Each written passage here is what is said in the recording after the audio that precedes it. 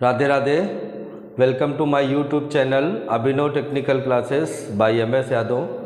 पिछले वीडियो में हम लोगों ने पढ़ा था चालक किसे कहते हैं, ये कितने प्रकार के होते हैं और इसके प्रत्येक चालक में विशिष्ट प्रतिरोध सबका भिन्न भिन्न होता है। तो किस चालक का विशिष्ट प्रतिरोध कितना होता है, उनका मेल्टिंग पॉइंट कितना होता है, इसकी डिटेल हम लोगों ने पीछे क्लास में पढ़ी है। आज उसी के आगे हम लोग पढ़ने वाले हैं इंसुलेटर के बारे में कि इंसुलेटर क्या होते हैं, इनकी प्रॉपर्टीज़ क्या होती है, ये कितने प्रकार के होते हैं। और इंसुलेटर में ख़ास बात हम लोग क्या पढ़ने वाले हैं आज, डाइलेक्ट्रिक स्ट्रेंथ कि किस इंसुलेटर की डाइलेक्ट्रिक स्ट्रेंथ कितनी होती है, क्योंकि एग्जाम में पूछे जाते हैं कि किस मटेरियल की डाइलेक्ट्रिक स्ट्रेंथ उच्च होती है, किसकी अच्छी होती है या किसकी कितनी होती है। कई बार ऐसे भी क्वेश्चन होते हैं, तो इसी के बारे में आज हम लोग पढ़ने वाले हैं। तो शुरू करते हैं। सबसे पहला हम लोगों को है इंसुलेटर। इंसुलेटर के बारे में एक दिन हमने चर्चा की थी। अचालक वो चीज़ होती हैं जिनमें विद्युत धारा का प्रवाह नहीं होता है, यानी उसमें फ्री इलेक्ट्रॉन उपस्थित नहीं होते हैं या बैलेंसी इलेक्ट्रॉनों की संख्या 4 से अधिक होती है, 5 होती है, 7 होती है, ऐसे। तो इन्हें कहते हैं हम इंसुलेटर। जिनमें बैलेंसी इलेक्ट्रॉनों की संख्या 4 से अधिक होती है उन्हें हम अचालक कहते हैं। इसमें फ्री इलेक्ट्रॉन नगण्य होते हैं यानी नहीं होते हैं और उसमें विद्युत धारा का प्रवाह नहीं होता है। तो जिन पदार्थों में विद्युत धारा का प्रवाह नहीं होता है उन्हें अचालक कहते हैं। दूसरी भाषा में क्या कह सकते हैं कि जिनमें बैलेंसी इलेक्ट्रॉन की संख्या 4 से अधिक होती है उन्हें अचालक कहते हैं। जिनमें फ्री इलेक्ट्रॉन उपस्थित नहीं होते हैं उन्हें भी अचालक कहते हैं। ऐसी परिभाषाएं हम कह सकते हैं। फिर अगली बात आती है कि एक अच्छे अचालक में क्या गुण होने चाहिए, क्या प्रॉपर्टीज़ होनी चाहिए। तो जिस तरह से हम चालक में पढ़े थे कि एक अच्छे चालक में क्या गुण होने चाहिए, उसका पहला अगर एक पॉइंट से हमें डिसाइड करना होता है तो उसके लिए हमने पढ़ा था कि एक अच्छे चालक का जो विशिष्ट प्रतिरोध होता है यानी स्पेसिफिक रेजिस्टेंस, वो क्या होना चाहिए, निम्न होना चाहिए, सबसे कम। तो सबसे कम विशिष्ट प्रतिरोध हमने किसका पढ़ा था, चांदी का। इसलिए सबसे अच्छे चालक में क्या आंसर आया है, चांदी। अब इसी तरीके से यहाँ पर हम बात करेंगे कि सबसे अच्छे अचालक यानी अच्छे अचालक में क्या गुण होने चाहिए। और एक बात से हमें बात करनी होती है तो होती है डाइलेक्ट्रिक स्ट्रेंथ। डाइलेक्ट्रिक स्ट्रेंथ का मतलब क्या होता है, अचालक पदार्थ के वोल्टेज को सहन करने की क्षमता। वोल्टेज को सहन करने की क्षमता, जैसे हमने कहा कि आजकल हम देखते हैं पीवीसी तार होते हैं, अंदर कॉपर या एल्युमिनियम का तार है, ऊपर पीवीसी चढ़ी हुई, तो वो कितने वोल्टेज को अंदर से बाहर नहीं आने देगा, ये है वोल्टेज सहन करने की क्षमता। तो डाइलेक्ट्रिक स्ट्रेंथ क्या होनी चाहिए, उच्च होनी चाहिए। तो अच्छे अचालक के क्या गुण होने चाहिए, पहला पॉइंट होता है एक अच्छे अचालक में डाइलेक्ट्रिक स्ट्रेंथ का मान उच्च होना चाहिए, ज़्यादा होना चाहिए, तो वो अच्छा अचालक माना जाता है।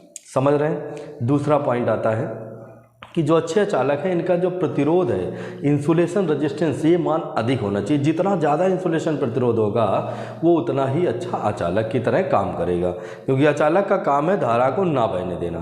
तो ज़्यादा प्रतिरोध डेवलप करेगा तो अच्छा अचालक कहलाएगा। नेक्स्ट बात आती है कि ये मजबूत होने चाहिए, सुदृढ़ होने चाहिए यानी टफ होने चाहिए। फिर आता है सरलता से उपलब्ध होने चाहिए, सस्ते होने चाहिए। तो ध्यान से हमारे पॉइंट वाइज इनको पॉइंटों को नोट कर लें। डाइलेक्ट्रिक स्ट्रेंथ का मान उच्च होना चाहिए। जो इंसुलेशन रेजिस्टेंस है अचालक का वो भी क्या होना चाहिए, उच्च होना चाहिए। ठीक है। और हमने कहा कि ये सरलता से उपलब्ध होना चाहिए, टफ होने चाहिए यानी मजबूत होने चाहिए, सस्ते होने चाहिए। फिर बात आती है कि ये जो ऊष्मा होती है, हीट होती है, ये आसानी से रेडिएट कर दे। रेडिएट मतलब विकृत कर दे, यानी एब्जॉर्ब ना करे। ऊष्मा जब पड़े तो ये उसे इधर उधर फैला दें, इसे कहते हैं रेडिएट करना। तो ऊष्मा अगर अवशोषित नहीं करेंगे या कम से कम करेंगे तो इनके अंदर तापमान परिवर्तन से प्रतिरोध में चेंज नहीं आएगा। और नहीं तो तापमान बढ़ने से क्या होता है कि अचालक पदार्थों का प्रतिरोध घट जाता है। प्रतिरोध घटेगा तो इंसुलेशन कैपेसिटी कमज़ोर हो जाएगी। इसलिए कैसा ये गुण होना चाहिए, रेडिएट करने वाला होना चाहिए। फिर हमारी बात आती है कि रेडिएट करने के साथ जब हम बात करें तो ये कैसे होने चाहिए, जैसे हम आसानी से इन्हें किसी भी आकृति में ढाल दें, आसानी से किसी भी आकृति में ढाल लें, ऐसे अचालक के गुण होने चाहिए। फिर और क्या होना चाहिए कि जो अचालक पदार्थ हैं वो हमारे क्या होने चाहिए कि कहीं पर भी नमी या जल है तो उससे नमी और जल से क्या होता है, अचालक का इंसुलेशन रेजिस्टेंस कमज़ोर हो जाता है, अचालक का जो प्रतिरोध का गुण है वो कमज़ोर हो जाता है। तो नमी और जल को अवशोषित ना करने वाले होने चाहिए, यानी अवशोषित कम से कम करें या करें ही ना करें तो बहुत अच्छी बात है। अवशोषण का मतलब होता है जैसे बोले एक अचालक को नमी में रख दिया जाए तो उसकी इंसुलेशन कैपेसिटी क्या होती है, कमज़ोर हो जाती है। क्यों? क्योंकि नमी या जल को क्या कर लेता है, अवशोषित कर लेता है। अगर वो अवशोषित ना करे तो हम यहाँ क्या बात करते हैं कि जो हमारा अचालक पदार्थ है उसमें क्या गुण होना चाहिए कि वो नमी या जल से अप्रभावित रहना चाहिए, नहीं उससे उसमें प्रभाव नहीं पड़ना चाहिए। अब अगली बात करें क्या धूल धूप वर्षा से भी इसमें प्रभाव पड़ना चाहिए? नहीं। तो बोले हमारा इंसुलेटिंग मटेरियल धूल धूप बारिश खुले वातावरण में भी इसका प्रभाव बोले उस मटेरियल पे बहुत कम पड़ना चाहिए। ऐसे इंसुलेटर होने चाहिए, ये गुण होने चाहिए। अब अगली बात करते हैं टाइप्स ऑफ इंसुलेटर। अचालक जो होते हैं वो कितने प्रकार के होते हैं? तो अचालक के प्रकार, तो इसमें सबसे पहला पॉइंट है ड्राई एयर। ड्राई एयर होती है शुष्क हवा। अब बोलिए शुष्क हवा कहाँ होती है? जैसे हम कमरे में हैं इस समय, तो कमरे में कौन सी एयर होती है? नम। इसमें मॉइस्चर होता है, इसे नम वायु कहते हैं, नम एयर कहते हैं। तो जब ड्राई एयर कहते हैं तो ये एक अचालक होती है। तो ड्राई एयर कहाँ पाई जाती है? जैसे हम कहें कि ट्रांसफार्मर की कोर में, अल्टरनेटर में स्टेटर रोटर के मध्य में, या फैन या मोटर में स्टेटर रोटर के बीच में, डीसी मोटर में स्टेटर रोटर के बीच में, या आर्मेचर और स्टेटर के बीच में। अब बात आती है दो ओवरहेड लाइनों में जो तार होते हैं उनके बीच में भी ड्राई एयर होती है। तो ये ड्राई क्यों होती है? क्योंकि यहाँ पर हीट होती है और हीट से नमी खत्म हो जाती है, इसलिए ड्राई एयर कहा जाता है। और ड्राई एयर हमारी क्या काम करती है? एक इंसुलेटर का काम करती है, नहीं अचालक का काम करती है। दूसरा है वैल्कनाइज्ड रबर।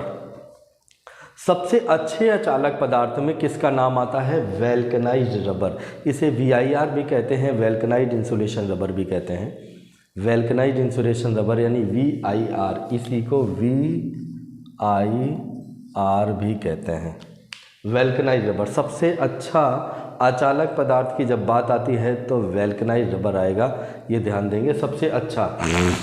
फिर है हमारा PVC का पूरा नाम होता है पॉलीविनाइल क्लोराइड। आज की डेट में अचालक पदार्थों के रूप में जो तार और केबल हैं वो सबसे ज़्यादा हम PVC के इस्तेमाल करते हैं। PVC polyvinyl chloride. फिर है एबोनाइट। एबोनाइट का दूसरा नाम होता है वैल्केनाइट। देखो ये वैल्कनाइज्ड है, ये वैल्केनाइज्ड है और ये वैल्केनाइट है, दोनों में अंतर है। ये वैल्कनाइज्ड है और ये वैल्केनाइट है। वैल्केनाइट का दूसरा नाम होता है एबोनाइट। तो ये कहाँ इस्तेमाल किया जाता है एबोनाइट या वैल्केनाइट? तो बैटरी के जो कंटेनर होते हैं ब्लैक कलर वाले वो एबोनाइट के होते हैं, ये अम्ल से जो क्रिया नहीं करता है। तो ये होता है एबोनाइट। बैटरी के खोल बनाने के लिए या जो हमारे इंस्ट्रूमेंट होते हैं मेजरिंग इंस्ट्रूमेंट उनके बॉक्स बनाने में भी इसका इस्तेमाल करते हैं, एबोनाइट या वैल्केनाइट। अगला है माइका। माइका को हिंदी में अभ्रक बोलते हैं। तो सबसे उच्च डाइलेक्ट्रिक सामर्थ्य किसकी होती है? तो माइका की। सबसे उच्च डाइलेक्ट्रिक सामर्थ्य वाला कौन सा पदार्थ होता है? माइका। और सबसे अच्छा कौन सा होता है? वैल्कनाइज्ड रबर। ये ध्यान देंगे सबसे उच्च की जब बात करेगा तो माइका लगाएंगे और सबसे अच्छे की बात करेंगे तो वैल्कनाइज्ड रबर लगाएंगे। आगे हम इनकी डाइलेक्ट्रिक स्ट्रेंथ पढ़ेंगे, उस समय बात क्लियर हो जाएगी। आगे है माइकानाइट। तो माइका क्या होता है? ट्रांसपेरेंट होता है और फ्लेक्सिबल नहीं होता, उसको मोड़ दें तो टूट जाता है। तो ये माइका क्या होता है? अगर हम माइका की बात करें कहाँ इस्तेमाल होता है माइका, तो एक हम जैसे बोर्ड ये देख रहे हैं ना, तो इसको हम लोग माइका कह देते हैं, या दरवाजे पे लगा होता है। ये माइका नहीं होती, ये सन माइका होती है। ये अलग चीज़ है और ये माइका अलग है। और ये जो माइका है हमारा, ये आग में नहीं जलता, जबकि सन माइका आग में तुरंत जलने लगेगा।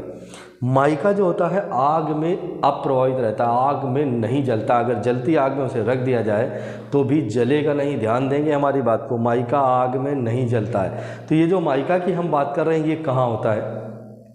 कम्यूटेटर सेगमेंट के बीच में माइका होता है। एक तो ये पॉइंट हो गया।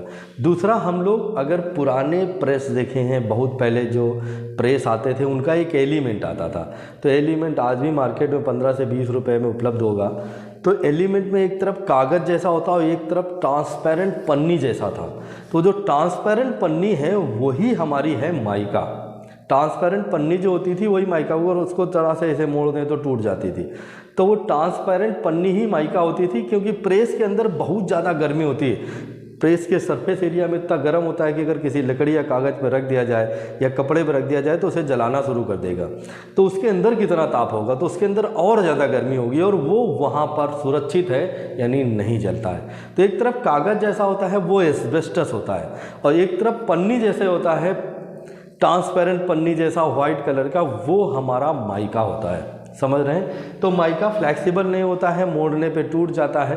तो जब हमें माइका का इस्तेमाल वाइंडिंग वगैरह में करना होता है तो इसे माइका से माइका नाइट बनाया जाता है। माइका नाइट कैसे बनाया जाता है, ये जो अगला पॉइंट है माइका नाइट, ये कैसे बनाया जाता है, फ्लैक्सिबिलिटी लाई जाती है। तो फ्लैक्सिबिलिटी कैसे लाई जाती है, माइका पे वार्निश का लेप करा है। वार्निश होती है एक चिपचिपा पदार्थ होता है जो वाइंडिंग के कॉइलों को या वाइंडिंग को एक साथ इकट्ठा करने के लिए किया जाता है और इंसुलेशन कैपेसिटी भी बढ़ाता है। तो पहले वार्निश का लेप लगाओ, फिर कागज़ या कपड़े, पतले कपड़े को उसमें चिपका दिया जाए।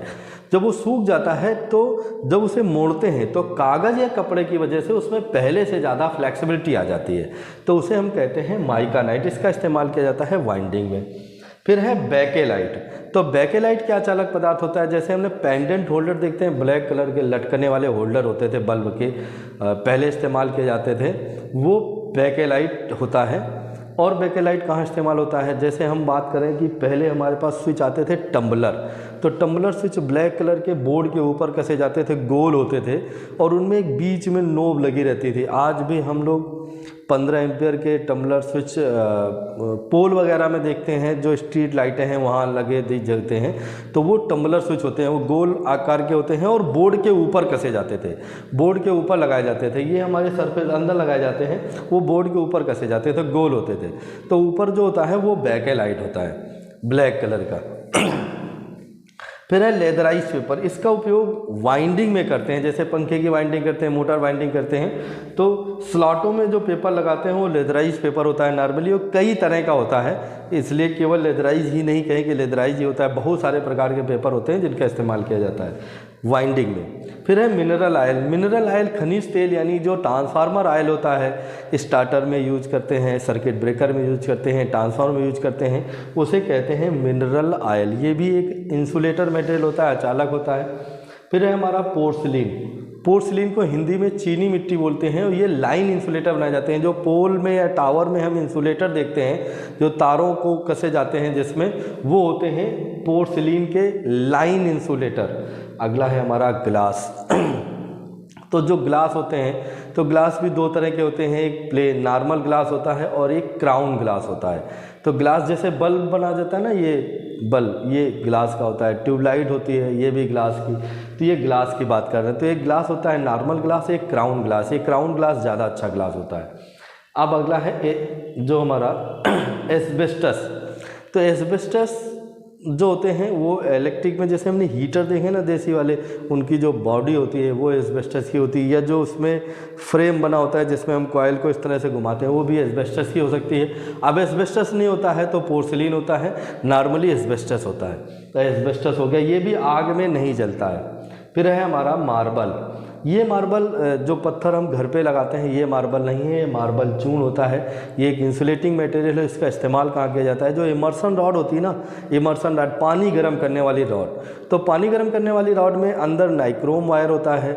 नाइक्रोम वायर क्योंकि कंडक्टर होता है और उसकी बॉडी में अगर वो स्पर्श करके, ऊपर का स्टील का भाग होता है और वो स्टील से टच कर जाएगा तो पानी में करंट आएगा और वो करंट मारेगा। इसलिए नाइक्रोम के चारों तरफ क्या भरा जाता है, मार्बल, जो ऊष्मा को तो ट्रांसफ़र करता है लेकिन विद्युत धारा को ट्रांसफ़र नहीं करता है। तो ये मार्बल होता है, ये चून होता है, ये अचालक मटेरियल है, इमर्सन रॉड वगैरह में इस्तेमाल किया जाता है। फिर है हमारा सैलक। वार्निश को तैयार करने के लिए एक द्रव होता है जिसे हम सैलक कहते हैं, इसको मिला के वार्निश तैयार की जाती है। फिर है पेपर। तो पेपर कई तरह के होते हैं। इंसुलेटिंग पेपर, जैसे हमने कहा पेपर कैपेसिटर, तो वहाँ पर जो पेपर लग रहा है वो भी पेपर हो गया। वाइंडिंग करने में भी पेपर इस्तेमाल करते हैं, वो पेपर हो गए, तो ये पेपर हो गया। फिर ड्राई वुड, सूखी लकड़ी। तो सूखी लकड़ी भी एक अचालक का काम करती है, जबकि अगर हम ताज़ी किसी डाल को काटते हैं पेड़ से तो वो गीली लकड़ी कहलाती है और वो कंडक्टर का काम करती है। और अगर सूखी लकड़ी होती है तो उसे ड्राई वुड, और ये इंसुलेटर का काम करती है। देखेंगे अब हम इंसुलेटिंग मटेरियल की डाइलेक्ट्रिक स्ट्रेंथ के बारे में बात करेंगे कि किस इंसुलेटिंग मटेरियल की डाइलेक्ट्रिक स्ट्रेंथ कितनी होती है। तो इसमें पहला पॉइंट है वैल्कनाइज्ड रबर, VIR। वैल्कनाइज्ड रबर की डाइलेक्ट्रिक स्ट्रेंथ होती है 30 से 50 किलो वोल्ट पर mm। ये जो वैल्यू है हमारी kV पर mm में है, 1 mm में इतने किलो वोल्ट। तो वैल्कनाइज्ड रबर की 30 से 50 kV पर mm। एबोनाइट या वैल्केनाइट, एबोनाइट या वैल्केनाइट, ये वैल्केनाइज्ड है, इसे वैल्केनाइट कहते हैं। तो एबोनाइट की होती है 30 से 40 किलो वोल्ट पर mm। PVC की 30 से 40 किलो वोल्ट पर mm। माइका की 20 से 60 होती है। तो अब ध्यान देंगे, जब सबसे उच्च की बात करेगा, सबसे उच्च डाइलेक्ट्रिक स्ट्रेंथ किसकी होती है, तो ये आंसर आता है माइका। लेकिन सबसे अच्छा चालक पदार्थ कौन सा होता है, तो वैल्कनाइज्ड आता है, क्योंकि इसकी 30 से 50 है तो ये ज़्यादा 60 तक, लेकिन इसकी मिनिमम 20 है और इसकी मिनिमम 30 है। इसलिए जब भी अच्छे की बात की जाती है तो वैल्कनाइज्ड रबर लगाया जाता है 30 से 50 वाला। तो अच्छे में लगाता है और उच्च में लगाएंगे तो ये लगेगा, ठीक है। अब अगला है हमारा माइकानाइट, 20 से 40 किलो वोल्ट पर mm होती है। बैकेलाइट जो होती है 17 से 21 किलो वोल्ट पर mm होती है। सिंपल रबर की 15 से 20 किलो वोल्ट पर mm होती है। लेदराइज पेपर की 12 से 17 किलो वोल्ट पर mm होती है। मिनरल ऑयल की 12 से 15 किलो वोल्ट पर mm होती है। लेकिन यहाँ पर ध्यान से थोड़ा समझेंगे, जो मिनरल ऑयल ट्रांसफार्मर ऑयल होता है उसमें दरअसल हम mm में नहीं लेते हैं। ऑयल की डाइलेक्ट्रिक स्ट्रेंथ को mm में कैलकुलेट नहीं किया जाता है, बाकी सभी की mm में ली जाती है। तो इसकी किस में ली जाती है, ये ली जाती है 0.1 इंच से, 0.1 इंच से, 0.1 इंच। 0.1 इंच का मतलब होता है 2.54 mm, लगभग 2.5 mm। तो डाइलेक्ट्रिक स्ट्रेंथ 0.1 इंच से ली जाती है। 0.1 इंच का मतलब होता है 2.54 mm। तो ये इसकी होती है 30 से 40 किलो वोल्ट, 30 से 40 किलो वोल्ट। तो ट्रांसफार्मर ऑयल में पढ़ते हैं ना कि 30 किलो वोल्ट से डाइलेक्ट्रिक स्ट्रेंथ कम नहीं होनी चाहिए। एक अच्छे चालक में क्या 30 किलो वोल्ट से डाइलेक्ट्रिक स्ट्रेंथ ट्रांसफार्मर ऑयल का मान कम नहीं होना चाहिए। तो वहाँ 15 से 20 की बात नहीं करेंगे, क्योंकि वहाँ पर mm में वैल्यू नहीं ली जाती है, वहाँ पर 0.1 इंच में ली जाती है। 0.1 इंच का मतलब होता है लगभग 2.5 mm। 2.5 mm 12 से 15 को 30 से 40 किलो वोल्ट बोलते हैं, 30 से 40 किलो वोल्ट, ठीक है। तो ये विशेष ध्यान रखने, ऑयल के लिए 30 से 40 आंसर से होता है। पोर्सिलिन के लिए 24 है और क्राउन ग्लास जो होता है ये 8 से 12 किलो वोल्ट पर mm होता है। देखेंगे इसके आगे हम लोग सिंपल ग्लास। सिंपल ग्लास की डाइलेक्ट्रिक स्ट्रेंथ कितनी होती है, ध्यान से देखेंगे। सिंपल ग्लास की डाइलेक्ट्रिक स्ट्रेंथ 4 से 6 किलो वोल्ट पर mm। सिंपल ग्लास की 4 से 6 kV पर mm। नेक्स्ट है एस्बेस्टस एक ऐसा पदार्थ होता है जो आग से अप्रभावित रहता है, जैसे एस्बेस्टस, पोर्सिलिन, माइका, ये आग से नहीं जलते हैं। तो एस्बेस्टस की जो डाइलेक्ट्रिक सामर्थ्य होती है 4 से 6 किलो वोल्ट पर mm, 4 से 6 kV पर mm होती है। फिर है मार्बल। ये मार्बल हमने कौन सा बताया था, ये चूर्ण है जो इमर्सन रॉड के बीच में भरा जाता है। तो मार्बल की डाइलेक्ट्रिक सामर्थ्य होती है 2 से 4 kV पर mm। फिर है सैलेक हमने कहा था वार्निश बनाने के लिए सैलेक का इस्तेमाल किया जाता है। तो सैलेक की डाइलेक्ट्रिक सामर्थ्य होती है 2 से 3 kV पर mm, 2 से 3 kV पर mm। फिर है पेपर कई सारे प्रकार के होते हैं, इनकी डाइलेक्ट्रिक सामर्थ्य होती है 1 से 10 kV पर mm। ड्राई वुड, सूखी लकड़ी की डाइलेक्ट्रिक सामर्थ्य होती है 0.4 से 0.6 kV पर mm। फिर ड्राई एयर, शुष्क हवा की जो डाइलेक्ट्रिक सामर्थ्य होती है 3 kV पर mm होती है। ये बहुत बार एग्जाम में आया है ड्राई एयर। तो ड्राई एयर कहाँ होती है, जैसे हमने कहा जो ट्रांसमिशन लाइनों में 2 तारों के बीच में, डिस्ट्रीब्यूशन लाइनों में 2 तारों के बीच में, मोटर में स्टेटर रोटर के बीच में, इन स्थानों पर ड्राई एयर रहती है। इसकी डाइलेक्ट्रिक सामर्थ्य रहती है 3 kV पर mm। तो उम्मीद करते हैं ये टॉपिक आप लोगों को अच्छा लगा होगा। अगर ये आप लोगों को अच्छा लगा है तो प्लीज़ लाइक और कमेंट करके हमें बताएं कि टॉपिक कैसा लगा है, और अपने दोस्तों को शेयर ज़रूर करें। Thank you.